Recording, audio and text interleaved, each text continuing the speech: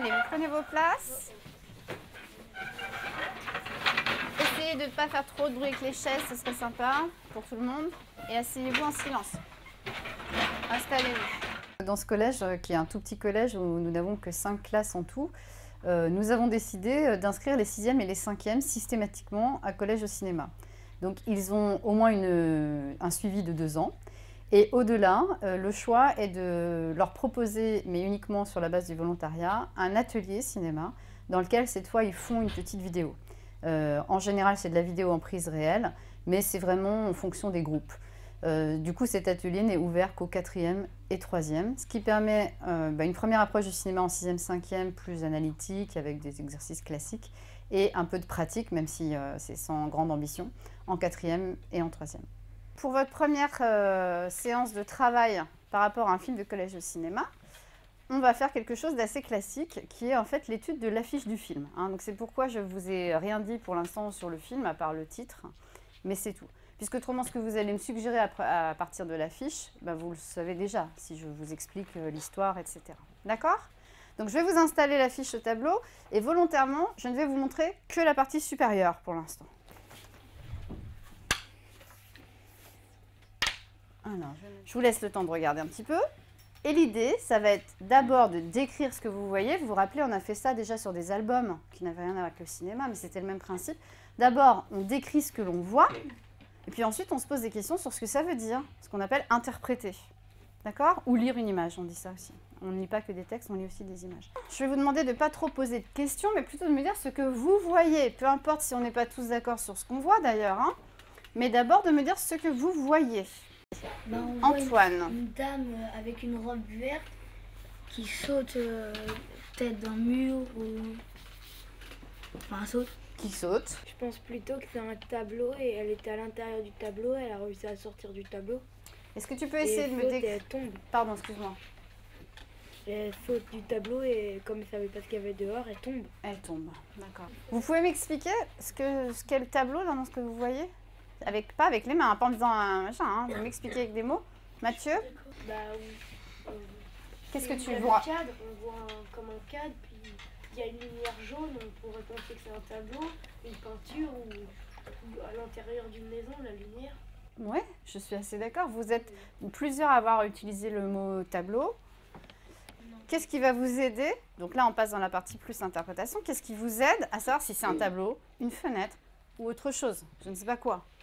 Eric, Enzo. Je prendrais ça plutôt pour un tableau. Vu les bords, je vois des petites formes. Là? Oui. Et là? D'accord. Ce que vous appelez le tableau est figuré par cet espace-là. Je dirais plutôt que c'est de la lave. De la lave. Qu'est-ce qui te fait dire que ce serait de la lave? Parce qu'il y a des nuances de couleur, de jaune. D'accord. Et que la lave, pour toi, c'est comme ça? Oui. D'accord. Marc? J'ai l'impression que la fille, elle se laisse porter par un courant d'air, du vent. Par de l'air ou du vent? Parce qu'on a l'impression qu'elle a l'impression d'être libre. D'accord, donc toi, tu l'interprètes comme quelque chose qui est une liberté. Oui. Autour, là, qu'est-ce que vous voyez? Jeanne? Je vois du bois. C'est-à-dire du bois, des troncs d'arbres, quelque chose comme ça? Non, c'est l'intérieur de la maison. D'accord, donc des murs en bois. D'accord, est-ce que quelqu'un voit autre chose? Charles? C'est plutôt du parquet et que le tableau est tombé sur le parquet du sol. D'accord, et que le peintre avait peint des personnages. Oui. Et avec le choc, un de ces personnages s'est fait expulser du tableau. C'est ça ton idée? Oui. Donc qui reprendrait peut-être l'idée de Marc, mais différemment. C'est-à-dire que elle n'a pas sauté, elle ne s'est pas envolée, mais elle a été expulsée par un souffle ou par de l'air ou du vent ou le choc du coup. Est-ce que pour vous c'est une preuve ce qu'il vient de dire? Est-ce que ça prouve que c'est un mur ou pas? Tom? Non, parce que l'œuvre a pu être dessinée de cette façon. C'est-à-dire, sois plus clair. Peut-être que je rejoins les idées précédentes. Peut-être qu'ils ont voulu faire du parquet, sauf que ils l'ont dessiné devant. À la verticale, c'est ce que je veux dire. C'est-à-dire que la scène, elle serait lisible aussi comme ça, Oui. mais qu'ils auraient choisi alors il, on verra, de nous la représenter dans un sens différent de la réalité. C'est ça l'idée, Tom? Oui. C'est possible, ça? Oui. Bien sûr que c'est possible. Bien sûr que c'est possible. Et alors, Tom a dit un mot, là, qu'il est le premier à dire. Il a dit « dessiner ». Personne m'a dit que vous voyez un dessin.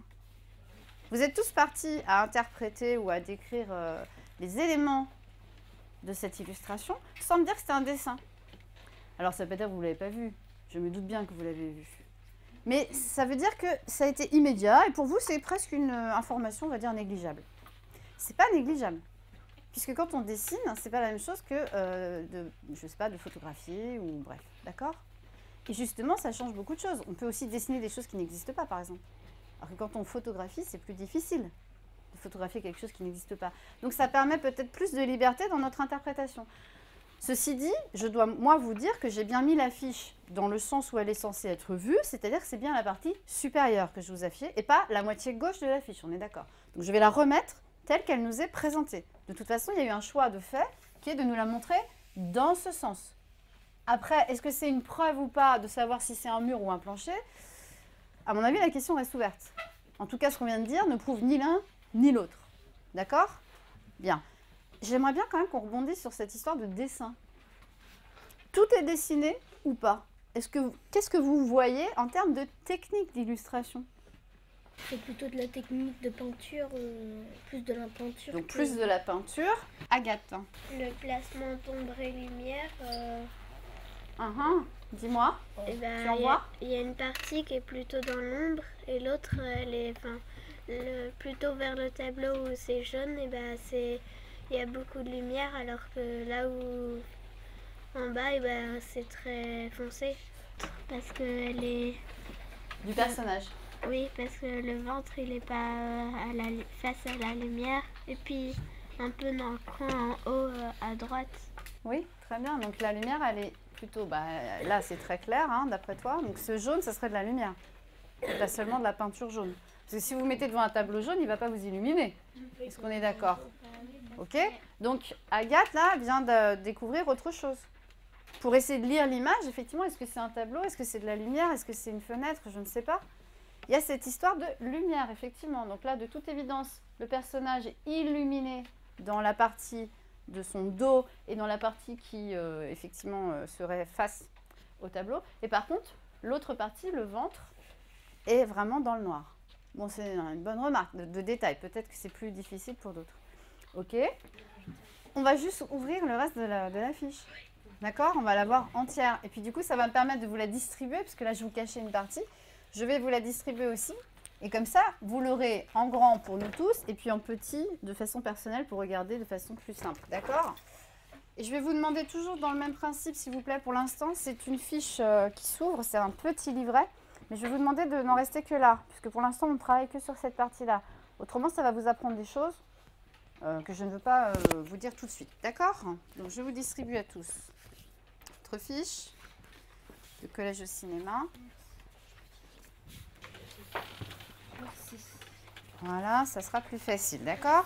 Je vous laisse regarder un peu plus dans le détail ce qu'on avait déjà sous les yeux, mais de loin. Je vous laisse quelques instants pour bien regarder, découvrir. C'est bon? Tout le monde est prêt à reprendre un peu notre travail?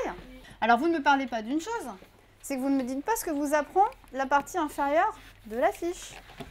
Qu'est-ce qu'elle vous apporte qu'on ne savait pas ou qu'on ne voyait pas? Augustin? Eh ben, il y a quelques images, il y en a 4.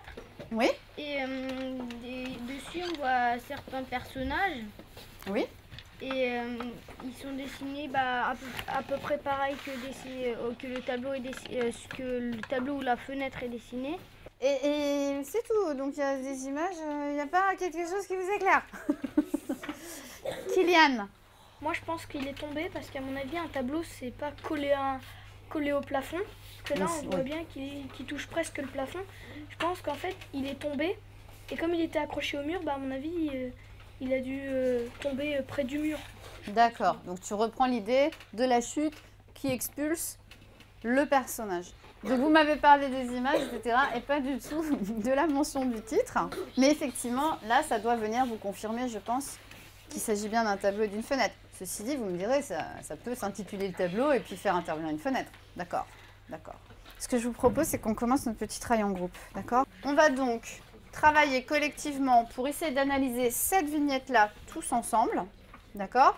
Et on va essayer de faire des hypothèses, comme vous avez fait tout à l'heure, sur ce personnage. Ensuite, chaque petit groupe d'élèves aura une feuille comme celle-ci, où vous avez tout ce qu'on peut observer, la silhouette, la posture, les accessoires, la couleur, etc. Vous avez une colonne description dans laquelle vous noterez ce que vous voyez en fonction de chaque case, et puis interprétation, d'accord? Donc on va en faire un en commun, et puis chaque groupe se consacrera aux 3 autres. Ok, ça vous va? Vous avez tous compris? Qui personnellement lancer un tiro. Silhouette, petit garçon. Après, tu vas voir posture gestuelle, tu mets, comme tout à l'heure, vous m'avez dit, il lève la main, il a l'air autoritaire, accessoire, d'accord? Vous faites tout, mais ça peut être un ou 2 mots par case. Hein. Et interprétation, ça veut dire à peu près Donc quoi? à chaque fois, comme on a fait tout à l'heure, par exemple, si tu dis, je sais pas, tu te rappelles, on a dit, il est jaune, Oui. ça nous fait penser au roi à cause du roi soleil qui allume tout. D'accord? Donc tu remarques que c'est jaune, et du coup, tu interprètes pourquoi c'est jaune, qu'est-ce que ça peut vouloir nous dire? En posture, il lève la main. Voilà. Et interprétation, Comme tout à l'heure. comme s'il y a quelqu'un qui partait, il voulait pas. Par exemple, ou bien vous m'avez dit tout à l'heure sur cette première vignette, il lève la main, il a l'air soit de donner des ordres, d'être autoritaire ou bien de prendre la parole. Chacun a compris différemment ce geste de lever la main. Tu comprends? Elle est debout. Debout. Ouais, on sait pas vraiment. Elle a la tête un peu penchée. Peut-être rêveuse, mais pas rêveuse. Donc c'est... Oui, donc c'est... C'est un rouge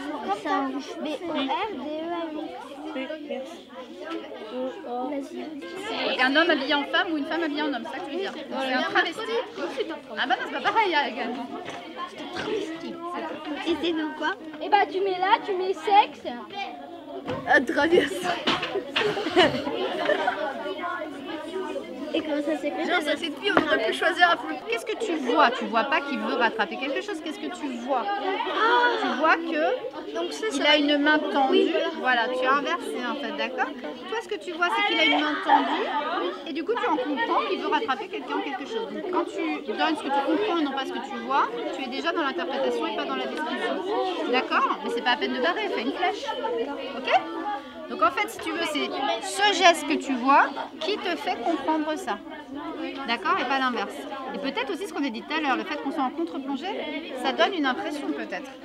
Globalement, c'est très très bien, mais vous ne pensez pas à me dire, à écrire sur la fiche des choses que vous me dites. Donc pensez bien à respecter cette étape, même si elle vous semble évidente, de me dire dans la case description ce que vous voyez, puis de me dire ce que ça vous fait comprendre. D'accord? Parce que quand je parle avec vous, vous me le dites, mais c'est pas écrit sur votre fiche. Donc pensez à fixer, même ce qui vous semble évident. D'accord? Parce que finalement, ça pose débat dans certains groupes. Hein. Il y en a qui ne sont pas d'accord entre eux. Essayez de bien me dire à chaque fois. Je remarque que, par exemple, je dis n'importe quoi, il est rouge. Bien sûr, il n'est pas rouge. Il est rouge, et moi, le rouge, ça me fait penser à ça, et donc je pense que ça. D'accord? Vous avez compris l'idée un petit peu? On dirait qu'il a l'allure d'un roi. Qu'est-ce qui, dans le personnage, te fait penser qu'il a l'allure d'un roi? Derrière, à l'arrière-plan, il y a... Très bien. Il y a comme une... Oui. Une tapisserie ou... D'accord. Comme dans les châteaux un peu. D'accord. Donc ça te fait penser à un château. L'arrière-plan te fait penser à un château et donc tu te dis c'est peut-être un roi. Ok. Édouard. Le jaune, ça me fait un peu penser au soleil, donc il voudrait être le soleil, celui qui allume tout, et le bleu, l'eau, la mer. Alors, je récapitule en même temps. Le soleil, ce serait celui qui allume tout. Oui. C'est-à-dire, tu peux m'expliquer cette idée? Bah, c'est comme le roi soleil. Le roi soleil, donc on revient au roi. On voit ça. Et le bleu, ça fait la mer, l'eau pour survivre.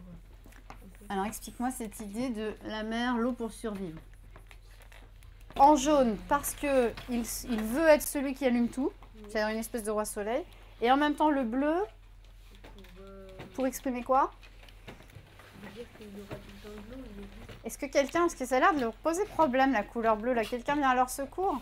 Agathe. L'eau pour survivre parce que l'eau c'est indispensable et enfin peut-être que comme il veut allumer tout, il se croit un peu indispensable lui aussi pour D'accord. ceux qui gouvernent. Et Donc- puis Et puis sa posture, moi, ça me fait penser un peu à une posture d'un roi, enfin un rôle autoritaire. Un rôle autoritaire. Donc soit un roi, soit en tout cas un personnage autoritaire. Bah dites donc, c'est bien, c'est très bien. Le bleu, ça t'évoque l'eau pour survivre. Mais c'est que le jaune, ça me fait penser un peu au soleil et à l'or aussi. D'accord, mais le bleu, Eric Enzo. Les couleurs des personnages doivent valoir un certain rôle. Par exemple, ceux qui sont une certaine couleur, ils ont un rôle plus important. D'autres, c'est des villageois, d'autres, c'est des rois. D'accord. Donc en fait, ça serait un peu comme une trace sur leur peau de leur rang. Oui, voilà. Vous pensez qu'il s'agit d'un roi ou pas? J'aimerais bien entendre ceux qui pensent autrement. Ceux qui viennent de différents tableaux, ils ont la peau de différentes couleurs. D'accord. Parce que y en a un, celui où on pense que c'est un roi, il a la peau bleue, et il y en a un autre, la troisième case, il a la peau bleue, il est devant un château. Alors on pourrait penser que c'est le château du roi qui est sur la première case. Ça me fait penser à plein de grands tableaux pour montrer sa puissance, plein de grands tableaux pour montrer sa richesse. Je dirais qu'il est assis parce que il y a un fond marron. Oui, très bien. Et c'est quoi ce fond? Tu penses que c'est quoi? Je pense que c'est un fauteuil. Je pense que c'est un roi qui est assis sur ce fauteuil. Ça serait le dossier qu'on verrait? Ouais. À mon avis, ceux qui ont la peau bleue, ils viennent d'un tableau. Ceux qui ont la peau marron, ils viennent d'un autre tableau. Puis il a peut-être la peau bleue parce que tout son peuple a la peau bleue et voilà. D'accord. Donc pour toi, ça ne prouve pas qu'il soit roi, mais par contre, tu es d'accord avec l'idée d'une richesse, d'une certaine puissance. Oui. Mais peut-être pas sous forme de fonction de roi. Donc vous allez, dans quelques instants, vous repositionner de façon classique. Et je vais demander à un élève par groupe de venir ici, à ma place, d'accord, pour présenter rapidement, en disant, bah voilà, nous on a travaillé sur la vignette 3 par exemple, et voilà ce qu'on en pense. Je rappelle la méthode. Vous avez normalement observé des choses. Vous avez dit ce que vous voyez, puis dit ce que ça vous permettait de comprendre, d'imaginer, de faire comme hypothèse. Là, vous allez nous présenter le travail dans le sens inverse. C'est-à-dire, nous pensons que c'est, je sais pas quoi, un roi, si je reprends cet exemple, parce que, et vous allez justifier votre pensée, ok, votre hypothèse. Par exemple, là, si moi je dis, je pense que c'est un fleuriste, je pense que je vais avoir toutes les peines du monde à justifier pourquoi je crois ça. Ok? C'est le principe. On interprète, interpréter, c'est pas délirer, c'est pas imaginer. Après tout, quelqu'un peut, je peux maintenir en disant, bah vas-y, prouve-moi que c'est pas un fleuriste, moi je suis sûre que c'est un fleuriste. Bon, ça ne mène à rien. L'idée, c'est d'être capable de justifier sa pensée, son hypothèse. Par contre, il ne s'agit pas de prouver qu'on a bon ou faux, ou je ne sais quoi. C'est juste de montrer que cette hypothèse, elle s'appuie sur une observation. Ok? C'était ça, les étapes que nous avons mises en place avec vous. Certains ont été beaucoup plus à l'aise dans la phase description. D'autres ont confondu description-interprétation. C'est pas grave, vous apprenez à faire, c'est ça le principe. Si vous saviez tous déjà faire, on ne le ferait pas là. Voilà, ça ne servirait à rien pour le travail. D'accord? Donc un groupe va venir pour présenter la vignette 2. Il se trouve que la vignette 2 n'a été travaillée que par un seul groupe. Donc l'intérêt pour les autres, bah, c'est d'entendre ce qu'ils n'ont pas travaillé. Je rappelle que vous avez les vignettes sous les yeux, donc la personne, le porte-parole du groupe là, de cette vignette, ça va vous dire des choses. Vous avez le droit de regarder évidemment si vous êtes d'accord avec ce qu'il dit. Si ce n'est pas le cas, vous levez la main, etc. Ok, vous avez compris? Venez.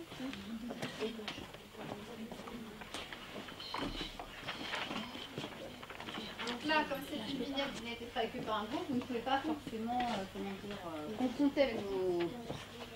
Il y en a qui continuent le travail. Allez, je vous laisse la parole, Edouard et Tam. Vous pensez à parler bien fort pour tout le monde? Donc on pense que c'est une silhouette féminine. Alors la silhouette, on a écrit qu'elle avait les cheveux courts, noirs, et la peau mate.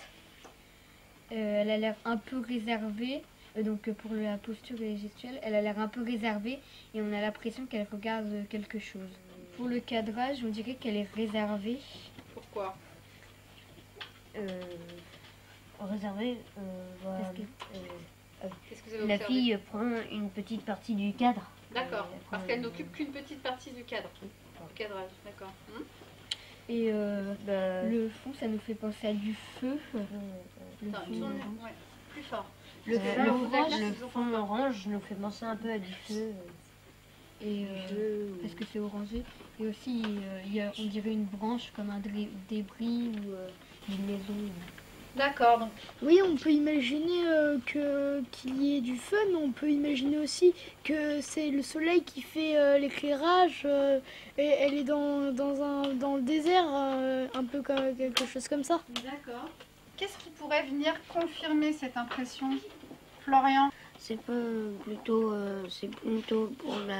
pour confirmer l'idée de Paul plutôt dans le désert parce qu'on voit sur le côté un arrondi avec un palmier. De toute façon, s'il y avait ce tronc d'arbre, que ça serait un fond enflammé, il aurait déjà brûlé depuis longtemps. Et puis, qu'est-ce qui dans les cases que vous deviez compléter pourrait venir confirmer ou pas, Iris? Sur l'image, il y a comme des flammes un peu et il y a des nuances de couleurs un peu jaune aussi. D'accord. Moi, pas du tout. Parce que normalement, des flammes, ça fait pas comme des vagues. Et normalement, ça part en hauteur. Et là, je trouve que tout l'arrière-plan, il est tout orange. Donc moi, je trouve, s'il y aurait encore eu des petits trous, j'aurais peut-être pensé que ça aurait été du feu, mais là, non. Déjà, on peut pas penser que c'est du feu, parce que quand il y a du feu, que tout brûle, quelqu'un, il va pas sourire, il va pas être content.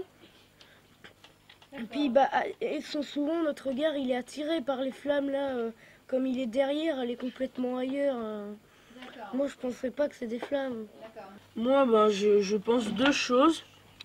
Déjà, avec la position de sa tête, c'est comme si, elle a un air un peu interrogatif. Elle a la tête un peu penchée sur le côté. Et au niveau du cadrage, j'ai l'impression qu'elle est... qu'elle est un peu dans un trou, il y a beaucoup de sable. Est-ce que vous pourriez nous faire une synthèse, c'est-à-dire me dire, voilà, ce qui ressort, au final, après toutes ces observations, etc., que pensez-vous sur ce personnage? À quoi vous attendez-vous? Donc vous vous attendez à une fille, vous nous avez dit. Et quoi d'autre? Est-ce que vous pourriez me dire à quoi vous vous attendez grâce à cette vignette? Moi, je penserais plutôt que c'est la personnage principale, l'héroïne. Parce que comme c'est la même que sur... D'accord. C'est un jeune homme qui voit une femme. Ah d'accord, vous avez imaginé ça? On pense que c'est un vendeur de colle. Un vendeur de colle? Parce qu'il a une colle dans les... Parce qu'il tient un petit tube là, c'est ça? Et on a pensé que le tube c'était une colle. D'accord. Et alors pourquoi cette histoire de il voit une femme? C'est votre interprétation, essayez de la justifier. Sur l'image, oui, il rougit un peu là. Très bien, c'est pour mettre son rosé. On ne sait pas si c'est trop... Enfin, s'il rougit ou si c'est plus des taches de couleur. Voilà. D'accord, mais du coup, vous avez pensé qu'il voyait une femme parce qu'elle a les joues roses. Voilà. Alors quand on voit des femmes, on a les joues roses. Parce que... Une femme jolie. Parce qu'on la trouve jolie. Ah, donc non seulement vous savez qu'il voit une femme, mais qu'en plus elle est jolie. Super. Elle est jolie pour lui. Pour lui, super. Très bien. Ayat, vous, dans votre groupe, je me souviens qu'il y avait débat. Donc vous avez trouvé que c'était un homme ou une femme au final? En fait, on a trouvé que c'était un homme, mais qui s'habille en femme. Qui s'habille en femme. D'accord. Ok. Et puis, est-ce que vous avez interprété de la même manière que ce groupe l'objet qu'il tient dans la main? Nous, on a trouvé que c'était un pot de peinture. Enfin, un tube de peinture. Moi et mon groupe, on croit que c'est une image prise du film. Oui. Tu penses que c'est un extrait du film? Oui. D'accord, pourquoi? Tu sais pas? Non. D'accord. Moi, je pense pas, parce que sinon, comme le petit personnage, là, le petit enfant, il s'inquiète, et ceux d'à côté, ils s'inquiètent pas, donc... Oui. C'était, pour venir, qui pensait que c'était un petit chinois. Oui. Nous, on n'avait pas l'impression que c'était un petit chinois, parce que moi, j'avais l'impression, mais c'est mon groupe, non. Pourquoi? Il avait les yeux marrons. Oui. Puis ses oreilles, c'est pas... Et moi, je trouve Mais que surtout ses yeux par rapport à l'idée que vous faites des yeux d'asiatique. les yeux, c'est plutôt... Bridé, alors on dit bridé, hein, on n'a pas besoin de faire les gestes. Bridé alors que ses yeux à lui sont tout ronds. Hein. On va faire un petit point. Déjà, la première chose, c'est que vous avez eu plein d'idées. C'est très très bien. Vous avez encore un petit peu de mal à distinguer ce que vous voyez et ce que vous en comprenez. Mais c'est tout à fait normal. Hein. Je vous rappelle que vous êtes en 6e et que c'est le premier film sur lequel on travaille ensemble. Donc je vais vous distribuer maintenant une petite fiche qui reprend juste les 4 vignettes du bas. D'accord? Et vous allez juste rédiger tout ce que vous avez pensé. Jusque-là, vous avez écouté, parlé, mais pas beaucoup écrit. Vous allez garder une trace de votre hypothèse sur un des personnages étudiés. Mais vous avez parfaitement le droit, en écoutant, après avoir écouté plutôt les autres groupes, de vous dire, finalement, ce personnage, il m'inspire des idées, et vous faites comme vous voulez. Donc vous allez juste me le préciser. Donc j'ai mis hypothèse rédigée sur le personnage de vignette temps. Vous complétez simplement de quelle vignette vous parlez, et vous me rédigez un petit portrait. Ce portrait doit être une hypothèse, et non pas me dire, il est bleu, il est jaune, et point. D'accord? L'idée, c'est d'apprendre à passer de ce qu'on voit à ce qu'on en comprend. Ok? C'est une initiation. Je sais que c'est difficile, mais c'est le principe de lire une image. Numéro 4, et tu décris le personnage numéro 4. Oh, d'accord.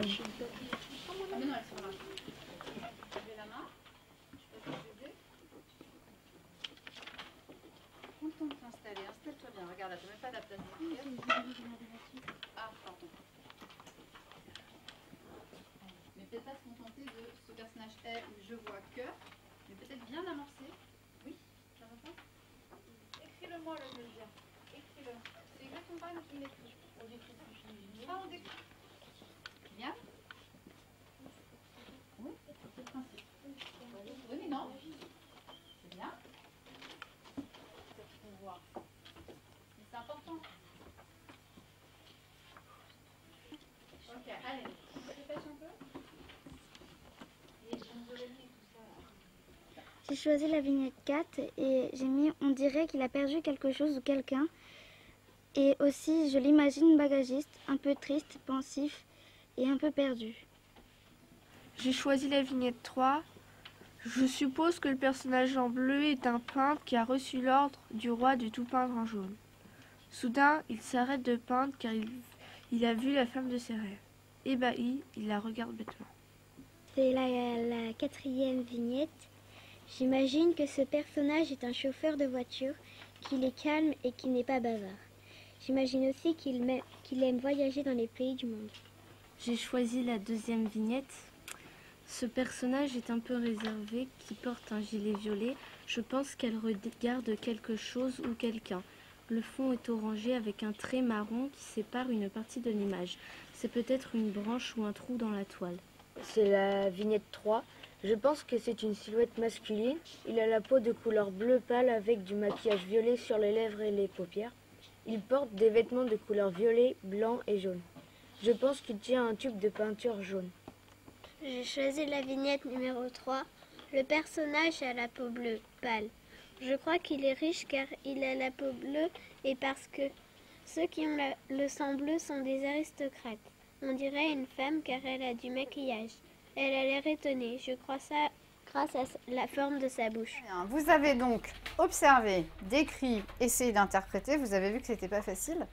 Ça, c'est quelque chose qu'on peut faire sur une affiche de cinéma, mais sur toute image. Et puis, de façon plus générale, pour votre formation à vous, d'apprendre à observer, puis interpréter en lien avec ce que vous observez. Tout à l'heure, vous vous rappelez, il y avait des petits détails un peu rigolos. C'est un Chinois parce qu'il a un nez rouge. Bon, d'accord. Il faut faire attention à ça parce qu'on a tendance parfois à surinterpréter. Donc, c'est l'autre chose que je voulais vous dire. Là, on a un dessin animé. Vous ne m'en avez pas beaucoup parlé du fait que ce soit un dessin. Donc, je vous ai suivi.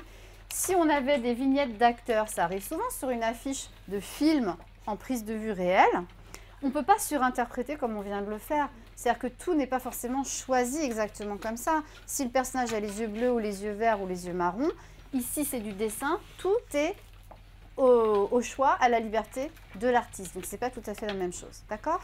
Après tout ce que vous avez dit, tout cela, écrit, etc., à quoi vous vous attendez? Donc ça s'appelle le tableau. On a ces 4 vignettes, vous avez fait toutes les hypothèses possibles. On avait ce petit personnage. Si on revient 2 minutes à notre travail du début, qu'est-ce que vous pouvez m'en dire? À quoi vous vous attendez au final? Augustin? Et bien que le personnage principal, ce soit une silhouette féminine. Oui.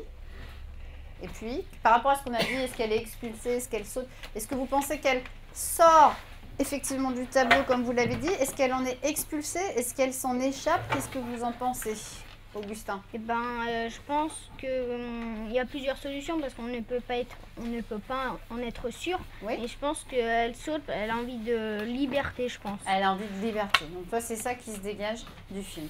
Donc on va bientôt aller voir le film, je le rappelle. Vous avez une fiche là qui contient plein d'infos. Moi, je vous ai dit tout à l'heure, hein, je préfère que vous ne lisiez pas tout avant de voir le film.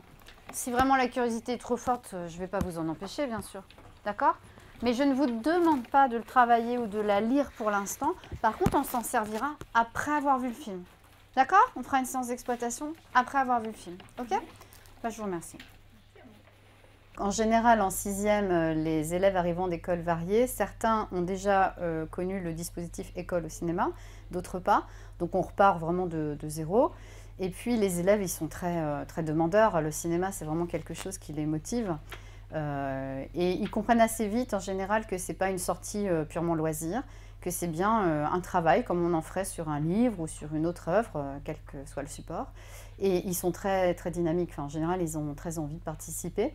Et en 5e, il arrive aussi que je leur propose, du coup, selon les classes, des petits ateliers où on ne fait pas que de l'analyse, mais où on va, par exemple, je ne sais pas si on a repéré un champ contre champ particulier dans un film, on va en faire un, nous, avec une caméra, un petit caméscope tout simple, pour qu'ils voient vraiment ce que ça donne et qu'ils fassent un exercice pratique.